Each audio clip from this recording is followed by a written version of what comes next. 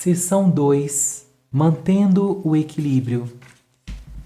Capítulo 7. O passado e o futuro. Não permita que o ontem ou amanhã atrapalhe o seu equilíbrio hoje. O cenário da crucificação é repleto de imagens paradoxais: zombaria e lamentação, justiça e injustiça, condenação e perdão, morte e vida. No centro da cena está a cruz de Cristo, o inocente. Dois ladrões dividem o palco com o protagonista, cada um em sua própria cruz, um à esquerda, outro à direita. Duas pessoas anônimas, conhecidas apenas por seu passado de crimes, ao lado daquele que poderia mudar os seus destinos. Tanto o passado criminoso quanto a presente punição eram comuns às ambas, porém, a interação deles com Jesus é completamente diferente. Um blasfema dizendo: se tu és o Cristo, salva-te a ti mesmo e a nós. Lucas 23, verso 39b. O outro pede: Senhor, lembre-te de mim quando entrares no teu reino. Lucas 23, 42. Apenas um dos dois recebe uma resposta do protagonista, aquele que reconheceu o seu senhorio. Jesus diz: em verdade te digo que hoje estará comigo no paraíso. Lucas 23, 43. Essa história tão conhecida nos ensina uma lição muito importante. O que fazemos diante de Jesus hoje é mais relevante para o nosso futuro do que os erros do passado. Uma pessoa que deseja manter o equilíbrio e alcançar a maturidade precisa saber lidar com o passado. O ladrão que honrou a Cristo reconheceu que fez coisas erradas. Lucas 23, 40, 41. Mas se concentrou em bendizê-lo e a pedir acerca de seu futuro. O inverso do que ele fez pode ser a razão de vossa imaturidade. Perdemos o equilíbrio e a atenção em Cristo quando olhamos para o nosso passado de erros, em vez de nos concentrarmos no que podemos fazer para o Mestre hoje. Pessoas imaturas estão perdendo o equilíbrio de fidelidade, intensidade, santidade, graça, serviços e sonhos porque estão concentradas no passado. Elas concordam com a importância do equilíbrio, querem viver isso, contudo, a falta de uma boa atitude em relação ao passado as atrapalha. Para lidar bem com o passado, precisamos deixar a graça de Deus tratar com duas áreas nocivas: erros e mágoas. Subtópico: lidando com os erros. Nenhum dos olhos que contemplam as palavras deste texto, incluindo os de quem as escreveu, podem dizer que nunca cometeu falhas. Se fizermos uma retrospectiva de nosso passado, descobriremos dezenas, centenas ou milhares de erros. Impurezas, exagero no falar, egoísmo, omissão, maledicência, orgulho, ingratidão e tantos outros fazem parte do nosso passado. Por vezes, esse passado ainda está tão próximo que parece que esses erros fazem parte do presente. Isso é muito comum na vida de recém-convertidos. Aqueles que estão no início de seu processo de amadurecimento, muitos nessa fase ainda estão agarrados ao passado, como ainda não compreenderam a graça de Deus com clareza. Vivem constantemente se culpando, se condenando, se martirizando pelos seus erros. A todo tempo falam da gravidade dos que fizeram, contudo, não conseguem enxergar o tamanho do perdão que receberam. Essa situação é ainda mais triste quando ocorre com pessoas que já possuem anos de caminhada cristã. Contudo, recém-convertido ou não, quem vive debaixo do sentimento de culpa pelos erros do passado não consegue manter o equilíbrio. O caminho do homem carregado de culpa é desequilibrado. Tortuoso é o caminho do homem carregado de culpa, mas reto o proceder do honesto. Provérbio 21, 8. Você vai andar torto, desequilibrado, se não deixar a graça e o perdão de Deus lidarem com a culpa do que fez. Tenho visto muitas pessoas que não estão conseguindo andar em santidade e superar os seus erros por causa do sentimento de culpa pelo que fizeram. Elas vivem se condenando e não percebem o quanto isso lhe faz mal. Quem vive se condenando pelos erros que cometeu no passado, acaba se condenando a cometer os mesmos erros no futuro. A consciência de nossos erros é divina quando ela nos conduz ao arrependimento e à mudança. Entretanto, vira uma arma maligna quando se torna sentimento de culpa, de condenação e de inferioridade. O apóstolo Paulo tinha um histórico de erros: orgulho, religiosidade, consentimento com a morte de Estevão, perseguição aos cristãos e tantos outros. Ele era o tipo de pessoa que poderia viver se culpando o resto da vida por tudo que fez de errado. No entanto, ele amadureceu o suficiente para se lidar com o seu passado. Ele diz: irmãos, quanto a mim, não julgo havê-lo alcançado, mas uma coisa faço, esquecendo-me das coisas que para trás ficam e avançando para as que diante de mim estão, prossigo para o alvo. Filipenses 3, verso 13 e 14a. As palavras-chave nesse texto são esquecer e avançar. O que está para trás eu preciso esquecer, para o que está adiante eu preciso avançar. Se quero avançar para as coisas que estão no futuro, preciso me esquecer das que aconteceram no passado. Esquecer não quer dizer tomar um remédio que provoque literalmente o apagamento dos registros da memória. Esquecer na Bíblia traz a ideia de não levar em conta. Em outras palavras, não permitir que aquilo seja importante, não dar valor, não viver por aquilo. Deus diz que Ele não se lembra de nossos pecados, que os jogou no mar do esquecimento. Isso não significa amnésia divina, e sim que Ele nos perdoou, que não leva em conta o que fizemos a ponto de nos tratar com base em nossos erros. Por causa do seu maravilhoso perdão é que Deus não nos trata de acordo com os nossos pecados. Não nos trata segundo os nossos pecados, nem nos retribui consoante as nossas iniquidades. Salmos 103, verso 10. Quando Deus nos perdoa e esquece o nosso erro, muda a maneira de nos tratar. Ele não nos trata mais como base em nossas ações, mas sim com a base em sua graça maravilhosa. O tratamento de Deus não está baseado no que fizemos de errado, e sim no que Cristo fez de certo. Depois que recebemos a Cristo e confessamos os nossos pecados, Deus não vai nos tratar segundo o que fizemos, mas de acordo com a sua misericórdia. Aleluia! Tratar a si mesmo baseado em seus erros chama-se sentimento de culpas. Quando você erra e vive se culpando, trata a si mesmo de acordo com os seus pecados e não como Deus o trata. Por isso, você se martiriza pelo que fez. Vive se culpando e dizendo que não é ninguém por causa do passado. Você está se tratando de uma forma pesada demais. Com o tempo, irá se enfraquecendo e, por fim, caminhará de maneira torta porque está carregado de culpa. O sentimento de culpa nos atrapalha até quando o que estamos fazendo é correto. Geralmente, quem está baseado na condenação acaba exagerando nas ações corretas e transformando em ações erradas. Quantas pessoas eu já testemunhei dando dinheiro não por direção de Deus, mas por sentimento de culpa? Pais que não deram atenção aos filhos e ficam endividados para dar-lhes dinheiro como forma de compensar o que fizeram de errado, em vez de pedir perdão a Deus e aos seus filhos, perdoar a si mesmo e mudar sua atitude. Quantas pessoas na igreja estão trabalhando como loucas no ministério para compensar o sentimento de culpa pelo que fizeram no passado? Assim, trabalham tanto que se esquecem das suas famílias. A autocondenação procura um jeito de consertar seus erros por seus acertos. Como isso não é possível? Vemos desequilíbrios e exageros que chegam a nos ferir mais e machucam as pessoas que estão à nossa volta. Quem não lida com o sentimento de culpa vai para um quarto e se martiriza ou tenta fazer certas coisas de forma desequilibrada como forma de compensação. Quando Deus o colocou em Cristo, Ele afirmou sobre você: não há nenhuma condenação para você, meu filho. Referência Romanos 8:1. O Senhor fez isso porque Ele sabe que é debaixo dessa graça que o pecado não terá domínio sobre a sua vida. Romanos 6,14. A libertação dos pecados com os quais você talvez já lide há algum tempo não está na base do martírio, autopunição ou autocomiseração. Muitos cristãos genuínos, quando me procuram em aconselhamento, relatam um verdadeiro martírio causado pelo sentimento de culpa. Enquanto se culpam, não percebem que estão perdendo as forças para orar, buscar e servir. Não percebem que, duramente o período que o sentimento de culpa prevalece, deixam sua carne aberta a uma temporada de erros. Não apenas ao mesmo erro pelo qual se condenam, como também os outros erros. Com isso, não reparam que sua prisão de condenação o está privando de ter intimidade com Deus e assim perdem exatamente o que poderiam mudar e libertar suas vidas para sempre.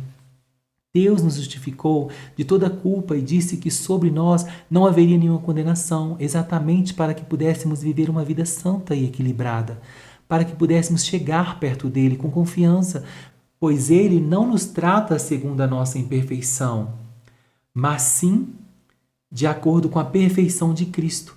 Ele fez com que as coisas velhas passassem e tudo se fizesse novo, a fim de que pudéssemos chegar à sua intimidade, lugar onde os nossos defeitos insistentes são transformados. Por isso, uma pessoa madura não fica prostrada diante de seus erros, sentindo-se condenada e falando constantemente sobre eles. Ele conhece a graça e o perdão de Deus, que se esquece dos nossos erros e nos trata como se nunca tivéssemos pecado por causa de Cristo.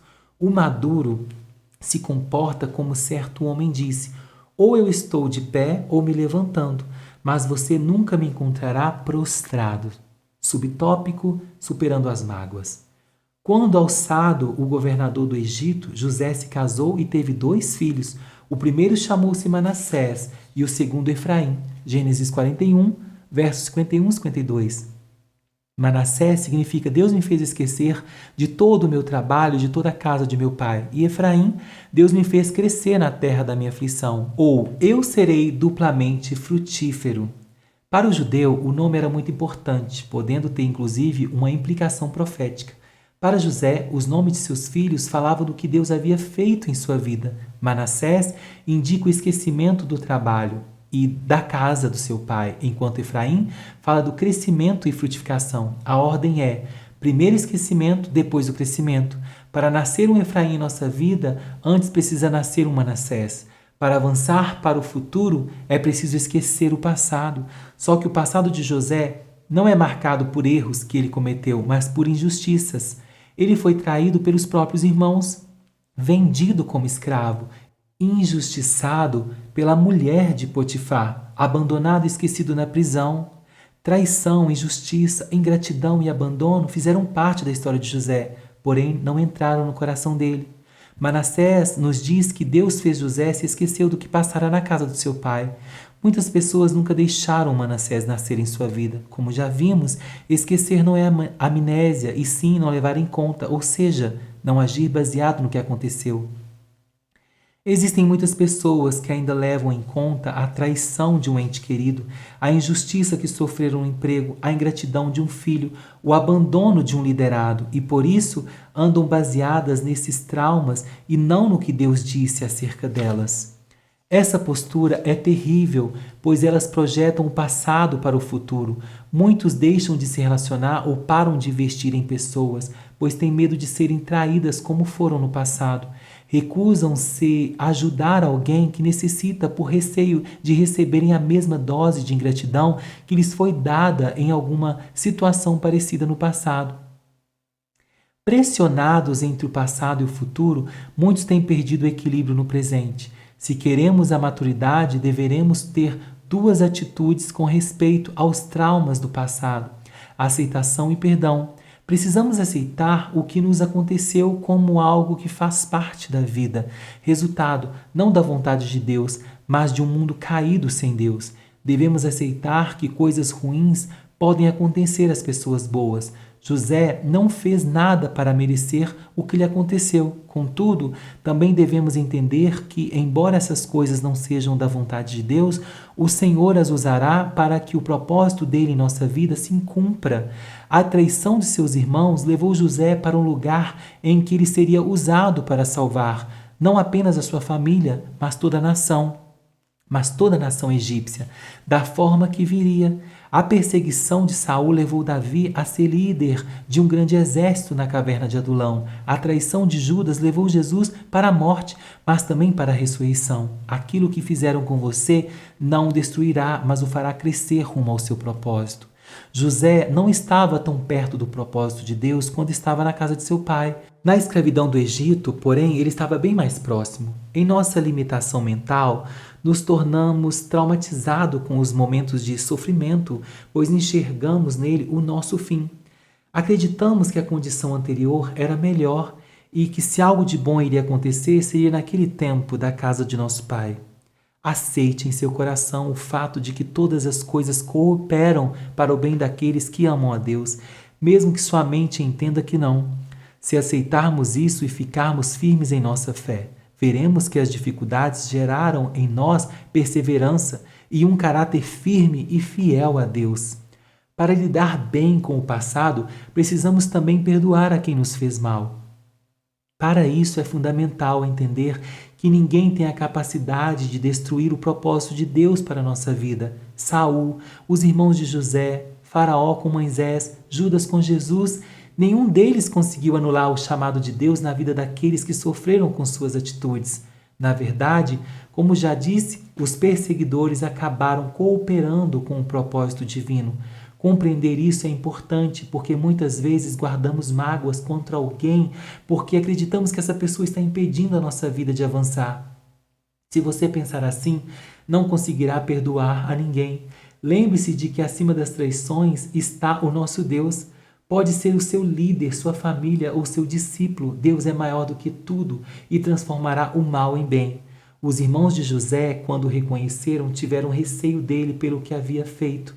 No entanto, José disse: o mal que vocês intentaram contra mim, Deus transformou em bênção. Gênesis 50, 20. Tenha essa mesma certeza e você vai ter mais facilidade em perdoar as pessoas. Enxergar os propósitos de Deus ajuda-nos a perdoar e vice-versa. Perdoar ajuda-nos a enxergar. As mágoas tendem a atrapalhar nossa visão. Tudo o que conseguimos ver é o que fizeram conosco. Nossos olhos, porém, não conseguem perceber o quadro maior nem entender os propósitos divinos. Debaixo da mágoa, um pastor acha que investir em pessoas é perda de tempo, pois elas são ingratas e não mudam. Na influência do rancor, achamos que nosso pai nos machucou com suas palavras simplesmente porque quis e não analisamos o que levou a fazer. Desistimos de nosso chamado por causa da ferida causada por um líder. Quem age sob a influência da mágoa vai tratar as pessoas com base no que elas fizeram e não no que Deus fez por elas em Cristo. É quando alguém nos ofende que temos a oportunidade de oferecer o mesmo perdão e o mesmo tratamento que recebemos de Deus. Abençoar a quem julgamos que não mereça é entender profundamente o que significa a favor que não merecemos, chamado graça. Em meu livro Revolucionando Relacionamentos, falo sobre a importância que compreendermos o outro a ponto de procurarmos entender por que ele fez algo. Jesus perdoou a quem o perseguiu e o crucificou, pois entendeu o porquê. Na cruz, ele disse: Pai, perdoa-lhes porque não sabem o que fazem. Jesus orou e os abençoou porque entendeu que eles o crucificaram por causa da ignorância sobre o que fazia e sobre o que era o Cristo. Se soubesse que ele era o libertador e salvador, não teriam feito o que fizeram. Pessoas nos ferem pelo mesmo motivo hoje. Elas são ignorantes quanto a Cristo e quanto ao seu amor. Por isso nos crucificaram quando deveriam nos amar. Não importa se a pessoa que o feriu é cristã.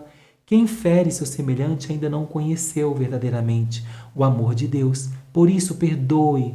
Se não o fizer, você não terá paz interna, contaminará seu equilíbrio e assim terá dificuldade em caminhar na vontade de Deus. Subtópico: futuro garantido.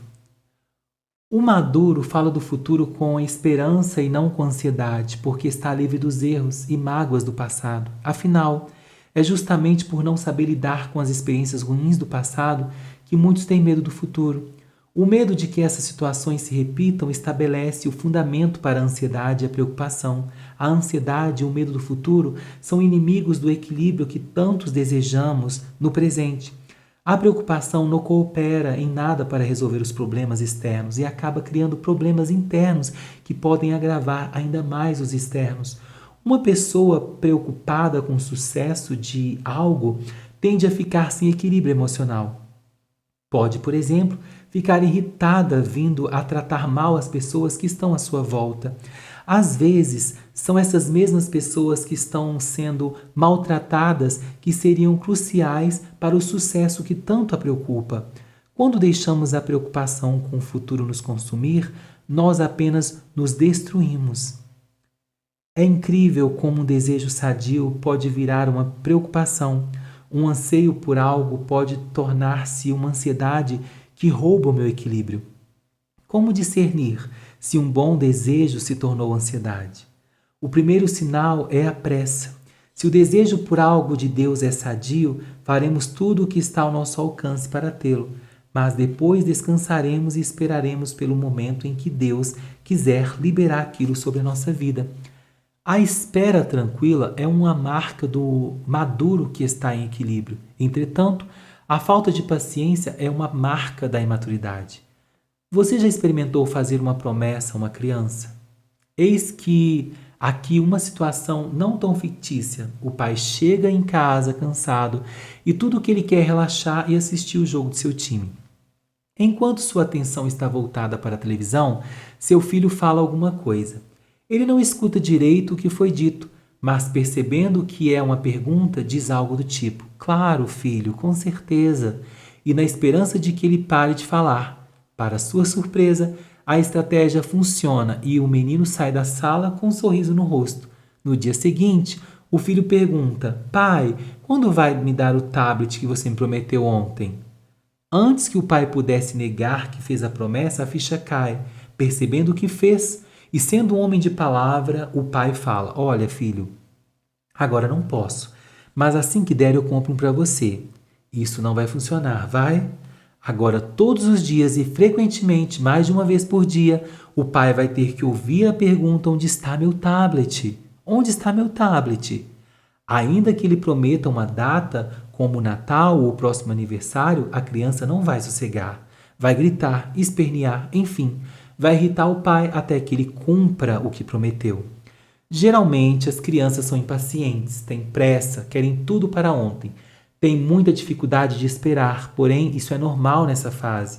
O triste é ver crentes adultos que são como crianças imaturas, perturbam a si mesmo e aos outros com sua pressa e não percebem que estão perdendo outras coisas muito importantes no presente. Deus não é um pai que faz promessas sem querer e sem saber quando poderá cumpri-las. Deus já planejou o tempo certo do cumprimento da promessa e irritá-lo não vai adiantar nada. Não apenas isso, mas essa pressa pode acabar nos impulsionando a atitudes carnais. Agimos de forma carnal debaixo da pressa, pois ela desenvolve em nós um senso de incredulidade em Deus. Quem não quer esperar, geralmente não acredita que Deus vai fazer. Como não acreditamos que vamos receber, e pela nossa urgência tomamos atitudes baseadas na carne e não em Deus. Fazemos como Abrão e Sara, que por um instante acreditaram que não iria mais acontecer o milagre e resolveram não esperar mais. Dessa forma, concordaram que Abraão deitasse com Agar e gerasse Ismael. Nossa pressa revela nossa incredulidade e nos levará a gerar Ismaéis, filhos da carne e não da promessa. O que é terrível quando geramos filhos da carne é que teremos que lidar com elas e sustentá-los. Por isso, espere. Não vale a pena começar um namoro que no fundo você sabe que não é correto, só porque está com pressa de casar. Só porque está com pressa de casar. Não vale a pena pular fases do ministério para ter sucesso depressa. O que Deus faz tem o tempo certo para acontecer. Desde menino, Jesus já sabia que era o Salvador, mas foi aos 30 anos que seu ministério começou. José tinha um sonho de autoridade, contudo passou por anos de escravidão. Davi já tinha o óleo de Deus para ser rei, quando lutou com Golias e fugiu de Saul. Não é porque você já sabe o que fazer que isso determina o que será agora. Muitas vezes temos o desejo e a direção de Deus, entretanto o Senhor está nos forjando e preparando o cenário ideal para que chegue a hora adequada para cumprir o que Ele nos falou. Outro sinal de que estamos transformando um desejo sadio em ansiedade é a nossa distração. A palavra ansiedade no original sugere a ideia de distração, separar em partes, cortar em pedaços, dividir em partes, ser separado em facções. A ideia de divisão sugere duas visões que estão no mesmo nível de importância para a pessoa. Quando alguém está ansioso, ele se divide e distrai com aquilo que deseja. Se deseja o casamento, por exemplo, ele anda distraído com essa ideia. Por isso, não percebe que outras prioridades mais fundamentais estão caminhando no nível de importância inferior, por causa de sua distração. Não é que ele tenha se esquecido do que é mais importante. Contudo, ele agora tem outra visão que ganhou sua atenção também e está dividido. Conheço pessoas, para citar um exemplo, que desejam tanto certos bens materiais que entraram em um nível de ansiedade muito grande. Esses bens tornaram seus pensamentos e suas palavras. Volta e meia, durante a conversa, elas sempre voltam a falar do que desejam. Embora não queiram estar envolvido com as coisas do reino, estão divididas. Deus não deseja nossa divisão, Ele quer que priorizemos o reino e as demais coisas nos serão acrescentadas. Se estivermos divididos com as demais coisas, perderemos o reino, pois ou ele está em primeiro lugar ou não estará em lugar nenhum, em lugar algum. Não permita que a ansiedade com o futuro o distraia a tal ponto que esteja buscando mais as demais coisas do que o reino de Deus. Quem sabe lidar com os erros e mágoas do passado e com a ansiedade e a preocupação do futuro acaba aproveitando melhor o presente que está vivendo. Quem deixa Manassés e Efraim nascerem, esquece das coisas que por trás ficaram e avança para as que estão adiante. Essa pessoa pode até estar sendo machucada numa cruz, mas saberá honrar a presença de Deus, que está com ela naquele momento. Quem faz isso tem um futuro paradisíaco, garantido pelo Rei dos Reis.